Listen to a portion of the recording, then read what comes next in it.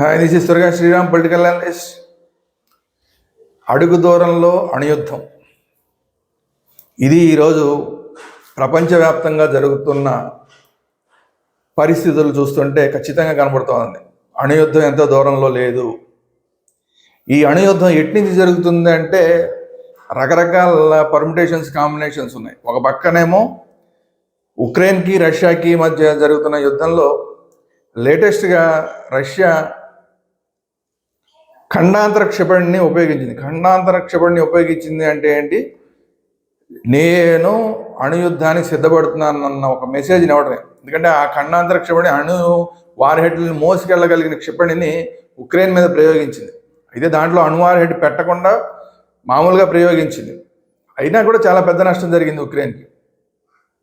అంటే ఏంటి? అడుగు దూరంలో ఖండాంతర క్షిపణుల దాకా వెళ్ళిపోయింది యుద్ధం. అంటే ఇక అణుయుద్ధం ఎంతో దూరంలో లేదని అర్థం.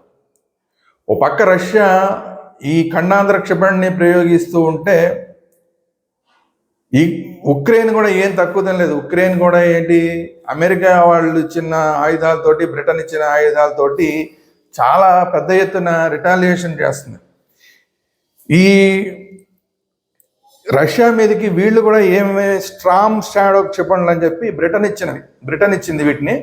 ఈ బ్రిటన్ ఉక్రెయిన్కి ఇచ్చిన స్ట్రామ్ షాడో క్షిపణులు, మిసైల్స్, వీటిని రష్యా మీదకి ప్రయోగించింది. దాదాపు ఇలాంటి స్ట్రామ్ షాడో క్షిపణులు గగనతలం నుంచి, ఇవి కూడా మామూలుగా ల్యాండ్ నుంచి కాదు, పైనుంచి గగనతలం నుంచి ఉపయోగించే క్షిపణుల్ని ఉక్రెయిన్ రష్యా మీదకి ప్రయోగించింది. దాదాపు 12 ఈ తరహా క్షిపణుల్ని రష్యా మీద ప్రయోగించింది. అంటే ఏంటి? నేను ఏమాత్రం వెనక్కి తగ్గను, నువ్వు నా మీద ఖండాంతర క్షిపణులు వేస్తే, వేరే రకాల మిసైల్స్ వేస్తే నేను వేరే దేశాలు, నాకు బ్రిటన్ లాంటి దేశాలు ఇచ్చిన వాటిని నేను ఉపయోగిస్తానని చెప్తోందంటే, ఈ క్షిపణులు ఉపయోగించింది అంటేనే అమెరికా, బ్రిటన్ ఆల్రెడీ ఈ ఉక్రెయిన్కి ఆ క్షిపణులు ఉపయోగించడానికి పర్మిషన్ ఇచ్చాయి అని అర్థం. ఈ గ్రీన్ సిగ్నల్ ఇచ్చాయి అంటే ఒక పక్కన ఆల్రెడీ రష్యా చెప్తోంది, ఇలాంటి క్షిపణులు కనుక మీరు ఉపయోగిస్తే, అంటే ఉక్రెయిన్ కానీ ఉపయోగిస్తే, లేదంటే ఉక్రెయిన్కి వేరే దేశాల వాళ్ళు సప్లై చేసి వాటిని ఉపయోగించేలాగా చేస్తే కనుక మేము చాలా సీరియస్గా తీసుకుంటాము. అంటే రష్యా మీద మీరే దాడి చేసినట్టు, ఉక్రెయిన్ కాదు, మీరే దాడి చేసిన, అంటే బ్రిటనే దాడి చేసినట్టు, అమెరికా దాడి చేసినట్టుగానే మేము పరిగణిస్తామని చెప్పినా కూడా వీళ్ళు గ్రీన్ సిగ్నల్ ఇచ్చి ఆ క్షిపణులు ఉపయోగించేలాగా చేశారంటే అర్థం ఏంటంటే, ఇప్పుడు బ్రిటన్ కూడా ఈ యుద్ధంలో దిగడానికి సన్నద్ధం అవుతోందా అనేది ఒక డౌట్. అవన్నీ జరిగిన తర్వాత ఈ రష్యా చూడండి, రష్యా ఉపయోగించింది ఏం ఉపయోగించింది చూడండి. 800 KAB శ్రేణికి చెందిన 1500 kgల బరువు ఉండే గ్లైడ్ బాంబుల్ని, ఒక్కొక్క బాంబే 1500 kgల బరువు ఉంటుందంట. అలాంటిది 800 KAB శ్రేణికి చెందిన కొన్ని వందల బాంబుల్ని ఇప్పుడు ఉక్రెయిన్ మీద ప్రయోగించింది రష్యా. అంటే ఏ స్థాయిలో నష్టం జరుగుతుందో ఊహించండి. అది కాకుండా బోరెస్టిక్ హైపర్సోనిక్ మిసైల్ని కూడా ప్రయోగించింది. బోరెస్టిక్ హైపర్సోనిక్ మిసైల్ని ప్రయోగిస్తోంది. అది కాకుండా ఖండాంతర క్షిపణిని ప్రయోగించింది.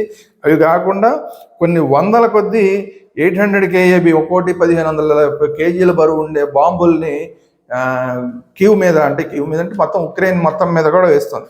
సో దీని తర్వాత ఇక ఎప్పుడైతే ఈ ఉక్రెయిన్ అనేది ఒక 12 గగనతలం నుంచి వచ్చే స్ట్రామ్ షాడో మిసైల్స్ ఉపయోగించిందో, రష్యాకి కూడా బాగా నష్టం జరిగిందంట. సో ఈ రష్యాకి కూడా నష్టం జరగడం వల్ల ఇప్పుడు రష్యా చాలా దీన్ని సీరియస్ తీసుకుంటుంది. రష్యా ఒక పక్కనేమో నాటో దేశాలు ఏం చెప్తున్నాయి, కీవ్ అంటే ఉక్రెయిన్ నీ మీద దాడి చేసినా కూడా నువ్వు సీరియస్గా తీసుకోవడానికి వీల్లేదు, నువ్వు సీరియస్గా తీసుకుంటే కనుక మేమందరం సీరియస్ అవుతామని చెప్పి నాటో దేశాలు రష్యాకి వార్నింగ్ ఇస్తాయి. రష్యానేమో మీరు కనుక ఇలాంటి క్షిపణులు ఉపయోగించేలాగా చేస్తే మీరే మా మీద దాడి చేసినట్లు లెక్క, మీ సంగతి చూస్తామని చెప్పి రష్యా అంటారు. అంటే డైరెక్ట్గా ఆల్మోస్ట్ ఇప్పుడు ఖండాంతర క్షిపణిని రష్యా ప్రయోగించడం, ఈ స్ట్రామ్ షాడో మిసైల్స్ని ఉక్రెయిన్ ప్రయోగించడం చేసిన తర్వాత ఇప్పుడు ఇది రష్యా ఉక్రెయిన్ మధ్య యుద్ధం కాకుండా నాటో దేశాలకి రష్యాకి మధ్య యుద్ధంగా మారుతుంది. ఇప్పుడు ఏ నిమిషాన్నైనా ఇప్పుడు రష్యా అణుక్షిపణిని ప్రయోగిస్తే ఏంటి పరిస్థితి అనేది ఒక డౌట్ అందరికి మదిలో ఉంది.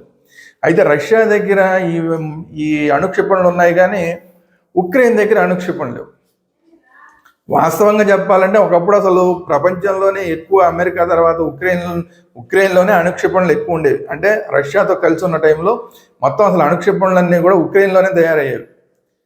అలాంటిది ఈ రష్యా నుంచి విడిపోయిన తర్వాత, ఉక్రెయిన్ విడిగా వచ్చిన తర్వాత వాటన్నిటిని త్యాగం చేసి వాటి బదులు డబ్బులు తీసుకుంది. ప్రపంచ దేశాలన్నీ కూడా వాళ్ళు కండిషన్ పెట్టారు ఏంటంటే, నువ్వు ఒక్కొక్క అణుక్షిపణిని నువ్వు డిస్మాంటల్ చేసేస్తే నీకు ఇంత డబ్బులు ఇస్తామని. అట్లా చివరికి ఏమైపోయిందంటే ఉక్రెయిన్ దగ్గర ఒక్కటి కూడా అసలు ఈ అణు ఆయుధాలు లేకుండా పరిస్థితి అయిపోయింది.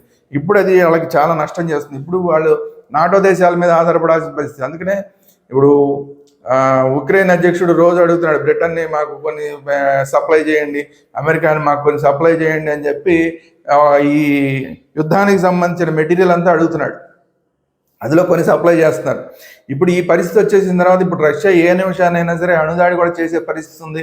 లేదంటే ఇప్పుడు ఆల్రెడీ ఎప్పుడైతే గగనతలం నుంచి స్టార్మ్ షాడో మిసైల్స్ని ఉక్రెయిన్ ఉపయోగించిందో, ఇప్పుడు డైరెక్ట్గా రష్యా అమెరికా మీద, లేదంటే బ్రిటన్ మీద, లేదంటే నాటో దేశాల మీద డైరెక్ట్ అటాక్ కూడా చేసే అవకాశాలు ఉన్నాయని చెప్పి ఇప్పుడు ఆల్మోస్ట్ ఉక్రెయిన్లో ఉన్న అమెరికా రాయబార కార్యాలయాన్ని మూసేశారు తాత్కాలికంగా, బ్రిటన్ రాయబార కార్యాలయాన్ని తాత్కాలికంగా మూసేశారు.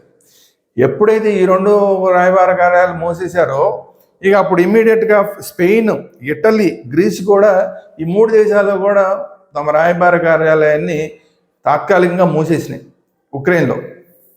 అంత పరిస్థితి వచ్చేసింది అనమాట. అంటే ఆ రాయబారాల కార్యాలయాల మీద దాడి చేస్తే అక్కడ ఉన్న వాళ్ళు పోతే, అంటే అమెరికా మీద, బ్రిటన్ మీద రాయబార కార్యాలయం మీద దాడి చేస్తే ఆ దేశం మీద దాడి చేసినట్టే లెక్క. సో ఆ పరిస్థితులు ఉంటాయి కాబట్టి అవి ఈ దేశాలన్నీ కూడా తాత్కాలికంగా మూసేస్తున్నాయి. ఉక్రెయిన్లో ఉన్న తమ రాయబార కార్యాలన్నింటినీ ఒక్కొక్క దేశం నాటో దేశాలన్నీ మూసేస్తున్నాయి.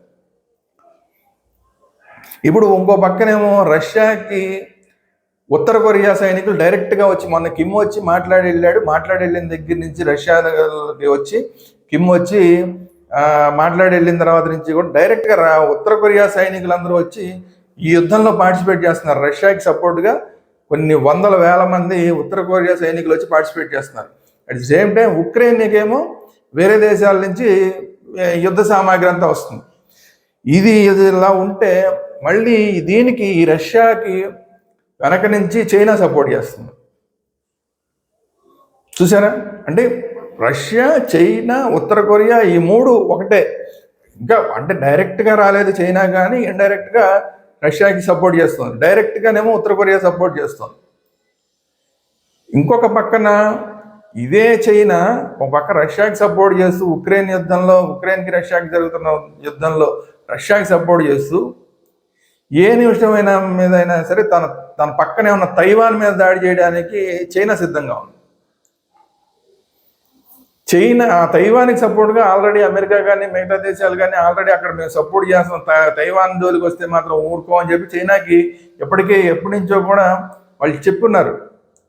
అయినా కూడా అమెరికా చెప్పిన హెచ్చరికలను కూడా పట్టించుకోకుండా తైవాన్ మీద దాడి చేయడానికి ఒక పక్కన చైనా సిద్ధంగా ఉంది.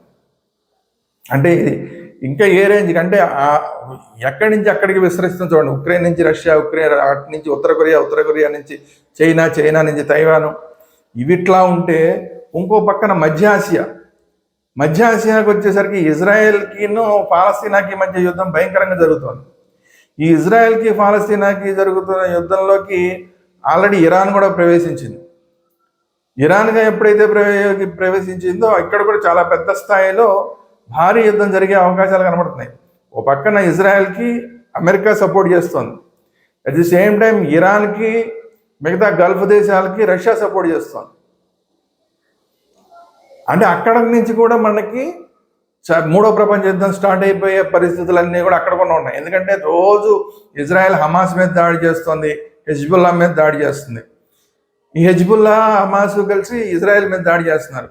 ఈ 2 కాకుండా వీళ్ళకి సపోర్ట్గా ఇరాన్ వచ్చి ఇజ్రాయెల్ మీద దాడి చేసింది, ఇజ్రాయెల్ వెళ్ళి ఇరాన్ మీద దాడి చేసింది. అంటే ఆ 2 కొంచెం పరిమిత స్థాయిలోనే దాడి చేసుకున్నాయి. ఎందుకంటే ఆ 2 పెద్ద దేశం. ఇరాన్ అనేది చాలా పెద్ద దేశం. సో అది కనుక యుద్ధంలో దిగితే చాలా పెద్ద యుద్ధం అయ్యే అవకాశం ఉంది. సో పరిమిత స్థాయిలో ఇజ్రాయెల్ ఇరాన్ మీద దాడి చేసింది, ఇరాన్ ఇజ్రాయెల్ మీద దాడి చేసింది. ఏ నిమిషాలైనా కూడా ఇవన్నీ కూడా ఫ్లేరప్ అయిపోయి సీరియస్గా డైరెక్ట్గా ఇరాను ఇజ్రాయెల్ కొట్టుకునే పరిస్థితి వస్తుంది. ఇజ్రాయెల్ ఇరాన్ కనుక డైరెక్ట్గా కొట్టుకునే పరిస్థితి వస్తే గల్ఫ్ దేశాలు ఏవైతే ఉన్నాయో ఆ గల్ఫ్ దేశాలన్నీ కూడా ఇరాన్కి, ఎందుకంటే ముస్లిం దేశాలు అవన్నీ, ఆ ముస్లిం దేశాలన్నీ కూడా ఇరాన్కి సపోర్ట్గా రంగంలోకి దిగుతాయి. అవి కనుక ఇరాన్కి సపోర్ట్గా రంగంలోకి దిగితే వాటన్నిటికీ వెనకాల నుంచి రష్యా డైరెక్ట్గా రంగంలోకి దిగాల్సిన పరిస్థితి. ఇటు నుంచి ఇజ్రాయెల్ నుంచి అమెరికా కానీ మిగతా నాటో దేశాలు కానీ ఇక్కడ మళ్ళీ ఇజ్రాయెల్కి సపోర్ట్ చేసే పరిస్థితి. సో ఒక పక్క నాటో దేశాలన్నీ ఇటు పక్క ఇజ్రాయెల్కి సపోర్ట్ చేస్తూ యుద్ధంలో దిగాల్సిన పరిస్థితి, అటు పక్క ఉక్రెయిన్కి సపోర్ట్ చేస్తూ యుద్ధంలోకి దిగాల్సిన పరిస్థితి. అట్ ది సేమ్ టైం ఇటు రష్యానేమో ఈ గల్ఫ్ దేశాలకి ఇరాన్కి సపోర్ట్ చేస్తూ యుద్ధంలో దిగాల్సిన పరిస్థితి, తనే స్వయంగా ఉక్రెయిన్ మీద యుద్ధం చేయాల్సిన పరిస్థితి. ఈ ఉక్రెయిన్కి అటు గల్ఫ్ దేశాలకి వ్యతిరేకంగా పనిచేస్తున్న అమెరికా మరియు నాటో దేశాల మీదకి తను మళ్ళీ డైరెక్ట్గా అటాక్ చేయాల్సిన పరిస్థితి. అంటే చూడండి ఎంత దాకా తిరిగి వచ్చేది ఇదంతా కూడా. ఇక మిగిలిపోయింది ఎవరయ్యా అంటే జస్ట్ ఆల్మోస్ట్ ప్రపంచం మొత్తం మీద మిగిలిపోయేది ఎవరయ్యా అంటే కేవలం ఇండియా, ఈ శ్రీలంక ఇలాంటి దేశాలు మాత్రమే మిగులుతాయి. పాకిస్తాన్ అసలు ఇప్పుడు యుద్ధం చేసే పరిస్థితి లేదు. ఒకవేళ పరిస్థితి మాట సాయాని కోసం అయితే గల్ఫ్కే సాయం చేస్తుంది, మాట సాయంగా గల్ఫ్కే సాయం చేస్తుంది. ఒకవేళ ఏమన్నా కొంత సైన్యాన్ని పంపించాలన్నా కూడా గల్ఫ్ వైపు వెళ్తుంది.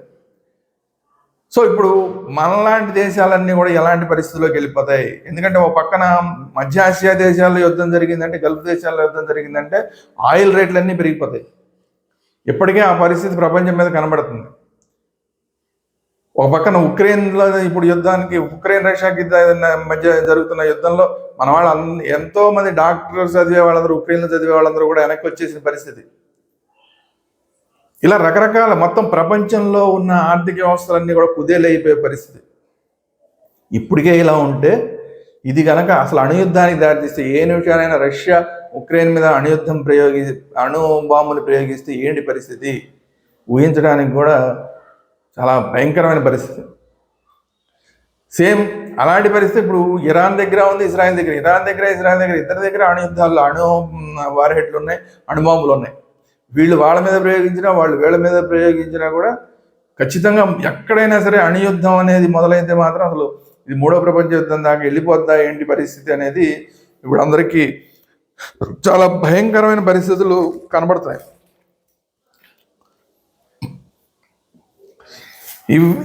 ఈ పరిస్థితులన్నీ ఉంటే అసలు మన దేశం పరిస్థితి ఏంటి, మన దేశం ఎటువైపు ఉంటుంది? ఇది పెద్ద క్వశ్చన్ మార్క్. జనరల్గా మనం ఏ యుద్ధాన్ని గురించి మాట్లాడుకున్నా కూడా ఇండియా పరిస్థితి ఏంటి అంటే, ఒక పక్కేమో మనకి ఇజ్రాయెల్తో మంచి స్నేహం ఉంది. ఇజ్రాయెల్తో స్నేహం ఉందంటే ఇది అమెరికాకి ఇజ్రాయెల్కి వాళ్ళిద్దరికీ మధ్య మంచి సత్సంబంధాలు ఉన్నాయి. మరి మనం అటు వెళ్తామా? లేదా మనకి రష్యాతో అద్భుతమైన సంబంధాలు ఉన్నాయి, మరి రష్యా వైపు వెళ్తామా? ఎటువైపు వెళ్తాము అన్న దాని గురించి, ఎటువైపు వెళ్తాము అన్న దాని గురించి చాలా పెద్ద చర్చ జరిగే అవకాశం ఉంది. ప్రపంచవ్యాప్తంగా అసలు ఇండియా ఎటువైపు ఉంటుందనే చర్చ జరిగే అవకాశం ఉంది. కానీ ఇండియా అసలు ఎటువైపు వెళ్లకుండా తటస్థంగా ఉండే అవకాశాలు చాలా ఎక్కువ ఉన్నాయి. ఎంత తటస్థంగా ఉన్నా ఏం చేసినా కూడా ఆర్థిక పరంగా మిగతా దేశాల మీద ఎలాంటి ప్రభావం చూపిస్తుందో భారతదేశం మీద కూడా అదే ప్రభావం చూపిస్తుంది. అంతకన్నా ఎక్కువ స్థాయి ప్రభావం చూపించినా కూడా పెద్ద ఆశ్చర్యపోవక్కల్లా. సో ఇట్లాంటి పరిస్థితుల్లో మూడో ప్రపంచ యుద్ధం ముంగిట్లో మనం అందరం నుంచున్నాము. అణుయుద్ధం అడుగు దూరంలోనే మనకు కనబడుతోంది. ఈ డేంజర్ని ప్రపంచ దేశాలు తప్పించుకోలేకపోతాయా అనేది రాబోయే కొన్ని వారాల్లో, కొన్ని నెలల్లో తెలిపోతుంది. ఇది ఈరోజు వీడియో. ఈ వీడియో కనుక మీకు నచ్చినట్లయితే లైక్ చేయండి, కామెంట్ చేయండి, అలాగే ఈ వీడియోని అందరికీ షేర్ చేయండి. అలాగే మన ఛానల్స్ వేదాంత ఛానల్లో పొలిటికల్ అంశాలు, ఇలాంటి యుద్ధానికి సంబంధించిన అంశాలు మాత్రమే కాకుండా అనేక రకాల అంశాలన్నీ కూడా, అంటే భక్తికి సంబంధించిన అంశాలు కానీ లేదా క్రికెట్కి సంబంధించిన రకరకాల అంశాలన్నీ కూడా వేదాంత ఛానల్లో వస్తుంటాయి. At the same time political Vedanta ఛానల్లో పాలిటిక్స్కి సంబంధించిన అంశాలు వస్తుంటాయి. కాబట్టి పొలిటికల్ వేదాంత ఛానల్ని సబ్స్క్రైబ్ చేయండి. అలాగే జీకే వేదాంత, ఇప్పుడు ఇదంతా కూడా మనకి జనరల్ నాలెడ్జ్కి సంబంధించిన అంశాలన్నీ కూడా జీకే వేదాంత ఛానల్లో వస్తుంటాయి. కాబట్టి జీకే వేదాంత ఛానల్ని అలాగే వేదాంతకి సంబంధించి అనేకమైన ఛానల్స్ ఉన్నాయి. వాటన్నిటిని వేదాంత గ్రూప్ ఆఫ్ ఛానల్స్ అన్నింటినీ కూడా సబ్స్క్రైబ్ చేసుకోండి. Thank you very much.